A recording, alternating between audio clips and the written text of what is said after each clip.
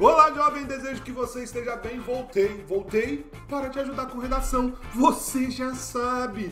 Uhul! E hoje, indo direto ao assunto, nós vamos continuar falando sobre os desvios na competência 1. Só que aqui o foco vai ser olhar para os desvios gramaticais. Em outros dois vídeos eu já abordei os desvios de convenção da escrita, que tem a ver com acordo ortográfico, tem a ver com acentuação, ortografia, separação de sílaba, hífen, etc. Isso é o bichão mesmo, hein, doido? Agora, a gente vai abordar os desvios gramaticais, regência e um monte de coisa. Se você não sabe do que eu tô falando, cola com o prof que você vai se dar bem. Eu sou o professor Anderson Lopes. Esse aqui é o Redação Pública, a redação para você que, quando fala de desvios gramaticais, se sente entendido, no mau sentido da expressão. Que piada velha. Mas calma, eu vou te ajudar. Antes eu já te convido, inscreva-se no canal, porque esse canal pequenino, ele pode ajudar muitas pessoas, já que esse robozão aqui só entende códigos. Ele é um código. Se você clica no se inscrever, no inscrever-se, na verdade, né? Você vai ajudar esse canal a ajudar mais pessoas. E assim você pode também o quê? Enviar sua redação, porque redação é prática mais correção. Redação não é dom, não é inspiração, não é talento. Redação é prática mais correção. Você pratica desse lado, eu corrijo desse lado. Você envia nos comentários, eu corrijo. A gente cria a redação pública.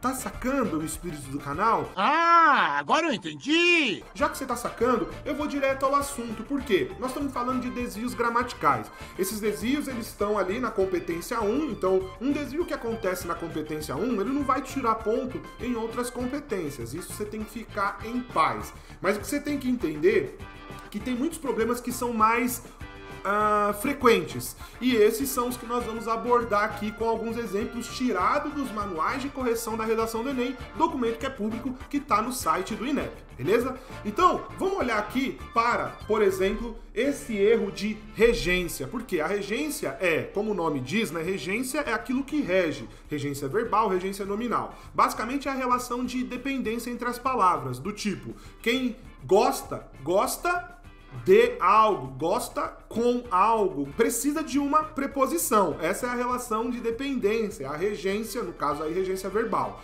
Aqui aconteceu esse erro em que a pessoa colocou assim, ó: o mau uso da internet pode acarretar a várias complicações. Não. Quando algo acarreta algo e não acarreta a algo, entende? Então esse a aqui, ó, ele tá como erro de regência, porque ele tá sendo usado como uma preposição que tá se relacionando com o verbo aqui, ó, acarretar, só que, o que tá errado? Não deveria estar aí. Erro de regência, desvio na competência 1.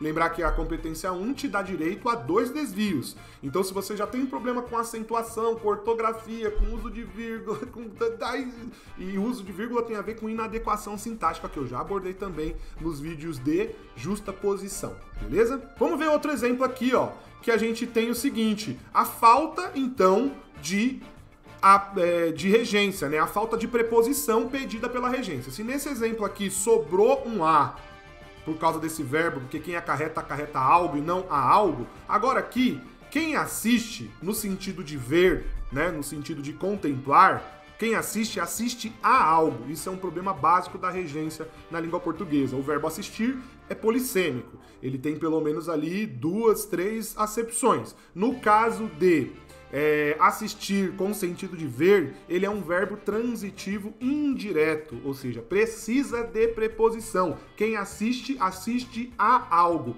Nesse sentido, outras pessoas usam a internet para assistir séries, filmes, vídeos dos famosos.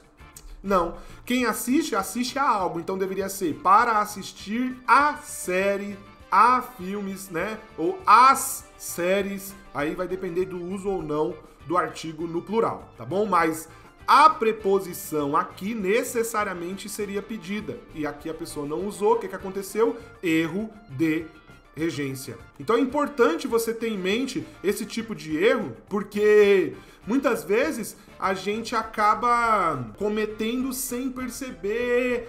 Porque, por exemplo, essa questão mesmo da regência do verbo assistir Isso é um erro básico que muita gente que às vezes até tá treinando redação não tem, tá? Esse é meio que um hackzinho, ele é uma coisa que você precisa saber com relação à regência do verbo assistir. Quem assiste, no sentido de ver, assiste a, precisa necessariamente da preposição a. Agora, quem assiste no sentido de ajudar, no sentido de auxiliar, no sentido de dar assistência, aí não precisa de preposição. Então, o médico assiste o paciente, ou seja, atende, auxilia. A enfermeira assistiu o paciente, assistiu o médico. Ela não assistiu de ver, ela assistiu de dar assistência, tá? Então essa uma dica importante aí da regência verbal.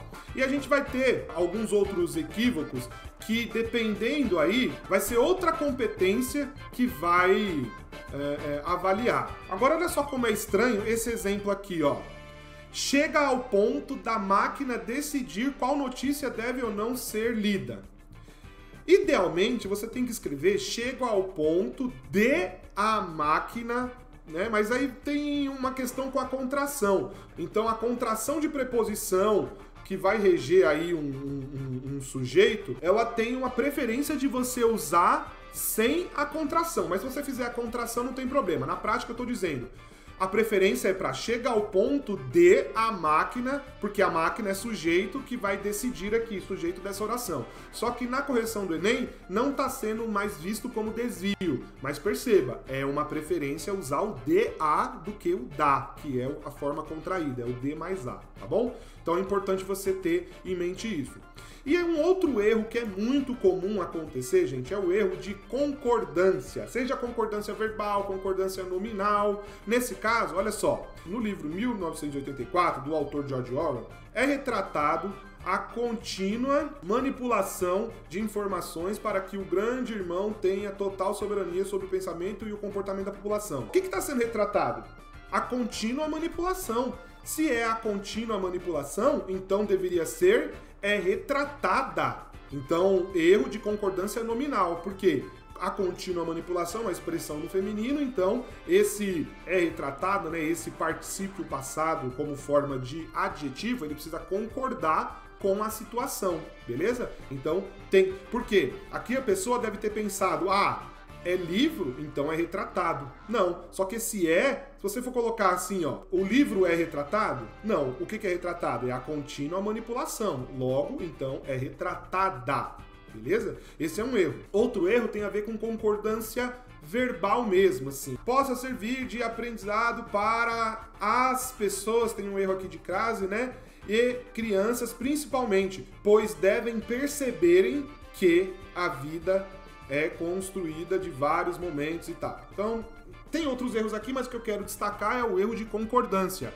Pois devem perceber. Quando você tem esse verbo aqui, ó, auxiliar, o verbo dever como forma auxiliar, ele que vai estar conjugado e o outro verbo vai estar só no infinitivo, ou seja, sem essa forma aqui, ó. Devem perceber e não perceberem, beleza? Erro de concordância verbal. Tá? E aí a gente vai ter ainda um outro erro disso aqui, ó. É necessária a participação dos meios de comunicação para ter o compromisso. Ora, o que está sendo necessário? É participação? Participação, ele é feminino, não é? Então é necessária a participação, entende?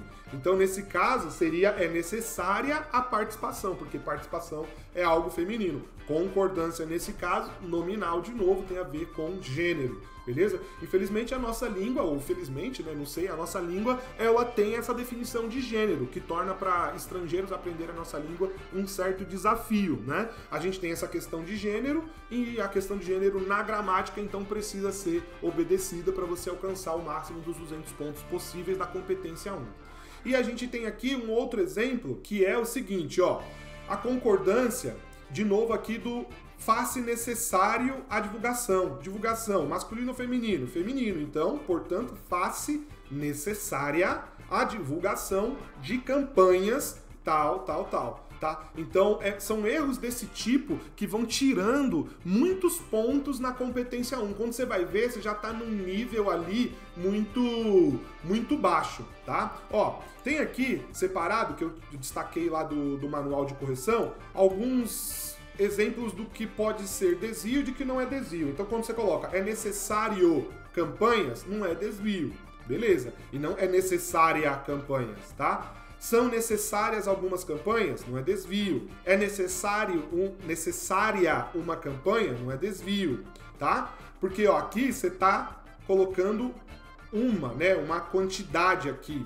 Agora, é necessário uma campanha? Aí é desvio. Por quê? Porque você está determinando a campanha e está colocando necessário no masculino. Então acaba sendo desvio. E a gente tem outros exemplos aqui, ó. É necessário que haja uma campanha. Não é desvio, mas é necessária que haja uma campanha, acaba sendo desvio. Entende como aqui os exemplos estão sendo bem explícitos para te mostrar o que é desvio e o que não é desvio. Material esse que está disponível no site do INEP, eu vou deixar o link aqui embaixo na descrição do vídeo, tá?